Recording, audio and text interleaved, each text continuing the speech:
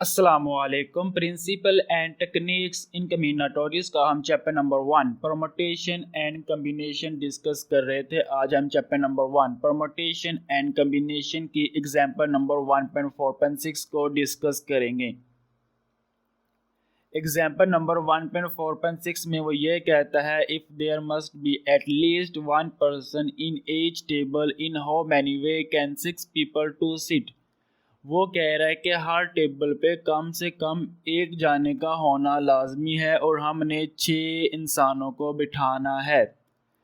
Part 1 around 2 table mean के 2 table के गिर्द हमने 6 इन लोगों को बिठाना है। पार्ट 2 है अराउंड 3 टेबल एंड पार्ट 3 है अराउंड 4 टेबल। तो इन 3 पार्ट को हमने डिस्कस करना है।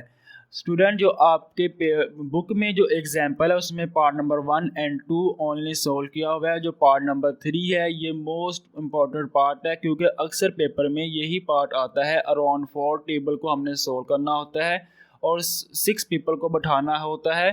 तो अक्सर जो सवाल आता है तो वो अराउंड 4 टेबल के पॉइंट ऑफ व्यू से ही आता है। अगर आपको ये 2 आते हैं तो अराउंड 4 टेबल आपके लिए बहुत ईजी होगा। और अगर ये भी हम इसको भी हम कवर करेंगे इंशाल्लाह तो नेक्स्ट आने वाली वीडियो में। तो आज हम डिस्कस करते हैं, इस क्वेश्चन को सोल्व करते हैं और पार्ट नंबर 1 इसका आज हम डिस्कस करते हैं। अराउंड 2 टेबल, कब मैं 6 इंसानों को अराउंड 2 टेबल के गिर्द बिठाऊंगा तो मेरे पास जो रेशियो बनती है, टेबल 1 पे अगर 5 मेंबर बैठे हुए हैं और टेबल 2 पे सिर्फ एक ही मेंबर बैठेगा, क्योंकि उसने ये कहा हुआ है कि हर टेबल पे कम से कम एक जाने का होना लाजमी है, क्योंकि टेबल खाली नहीं होना चाहिए। अब हमारे पास 2 टेबल हैं, तो अगर मैं किसी एक टेबल पर 5 मेंबर को बैठाता हूँ और दूसरे टेबल पे एक जाना होगा तो टोटल 6 हो जाएंगे। केस 2, अगर एक टेबल पे हमारे पास 4 मेंबर बैठे हुए हैं और दूसरे टेबल पर 2 मेंबर बैठेंगे तो वो केस नंबर 2 हो जाएगा। केस 3, अगर दोनों टेबलों पे 3 मेंबर बैठे हुए हैं तो वो भी हमारे पास केस नंबर 3 में आ जाएगा, क्योंकि उसमें भी हमारे पास दोनों टेबल में कम से कम एक जाना तो है ना। तो अब हमारे पास ये 3 पॉसिबिलिटी बनती है। अगर इसकी दोबारा यहाँ से कम करेंगे वो 2 4 आ जाएगा, वो दोबारा केस नंबर 2 ही बन जाएगा। तो आज हम डिस्कस करते हैं इस एग्जाम्पल के पार्ट नंबर 1 को। केस नंबर 1 इस अब डिस्कस करते हैं। केस नंबर 1 है मेरे पास 5+1 मीन के मैंने एक टेबल पे 5 मेंबर को बैठाना है और दूसरे टेबल पे मैंने एक मेंबर को बैठाना है। There are 6 C5 way to divide the 6 people into 2 group of size 5:1।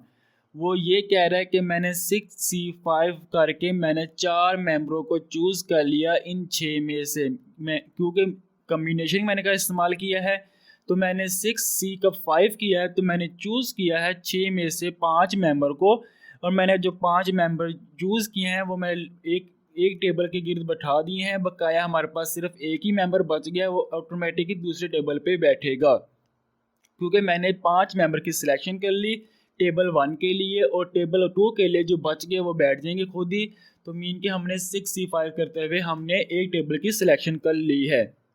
मैंने 6 जो पीपल का ग्रुप था इसको मैंने डिवाइड कर दिया 2 ग्रुप में, क्योंकि मैंने 2 टेबल के गिर्द बैठाना था। जो मेरे पास साइज था वो 5:1 था, क्योंकि मैंने 5 को सिलेक्ट किया एक टेबल के लिए और जो बकाया बच गया वो दूसरे टेबल पे ऑटोमेटिकली 1 मेंबर बैठ जाएगा।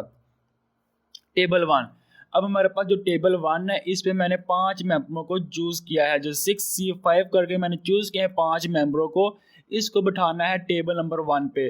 जो टेबल नंबर 1 पे बिठाने की पॉसिबिलिटी है 5 मेंबर को, उसकी है we arrange 6 people around table. कब मैं 5 पीपल अराउंड टेबल, कब मैं 5 मेंबरों को अराउंड टेबल के गिर्द बिठाऊंगा तो इसकी पॉसिबिलिटी आ जाएगी 5 is equal to 5 - 1 factorial is equal to 4 factorial is equal to 24 आ जाएगा। टेबल नंबर 2 पे सिर्फ एक ही मेंबर बैठा हुआ है। We arrange 1 people around table, तो 1 is equal to 1 - 1 factorial is equal to 0 factorial is equal to 1 के बराबर होता है। देन बाय MP अब मैं इन तीनों को आपस में मल्टीप्लाई कर दूंगा।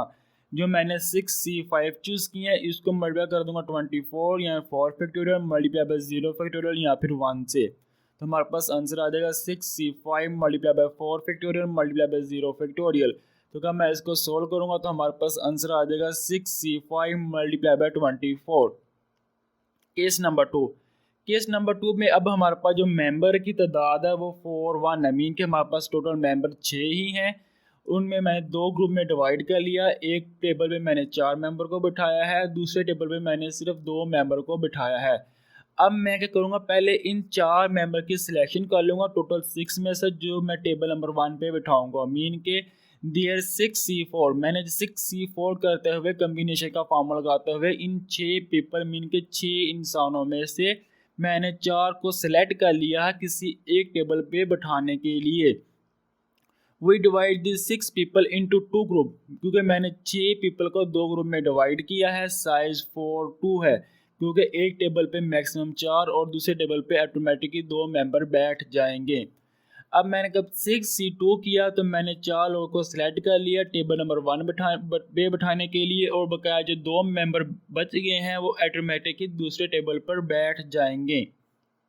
टेबल नंबर 1, टेबल नंबर 1 पे जो हमारे पास मेंबर की तादाद है वो 4 है। We arranged 4 people around table, तो 4 हो जाएगा। 4 is equal to 4 minus 1 factorial is equal to 3 factorial is equal to 6 के बराबर होता है। टेबल 2 पे अब हमारे पास 2 मेंबर है। We arrange 2 people around table, 2 is equal to 2 minus 1 factorial is equal to 1 factorial is equal to 1 के बराबर होता है। देन बाय MP का मैं इनको आपस में मल्टीप्लाई करूंगा तो हमारे पास जो आंसर आएगा वो आ जाएगा 6c4 multiply bye 3 factorial multiply by 1 factorial. तो हमारे पास जो आंसर आएगा वो 6c4 मल्टीप्लाई बाय 6 आ जाएगा। Case number 3। केस नंबर 3 में अब हमारे पास जो मेंबर की तादाद है वो 3 है, मीन के दोनों ही टेबल पे सेम ही मेंबर बैठे हुए हैं, तो उनकी तादाद 3 है। तो there 6c3 way to divide the 6 people into 2 group of size 3। मैंने 6c3 करते हुए कोई 3 मेंबरों को चूज कर लिया किसी एक टेबल के लिए।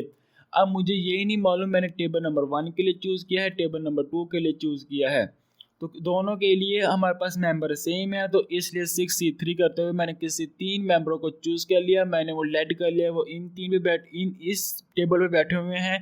तो जो बकाया 3 मेंबर बच जाएंगे वो दूसरे टेबल पर बैठ जाएंगे।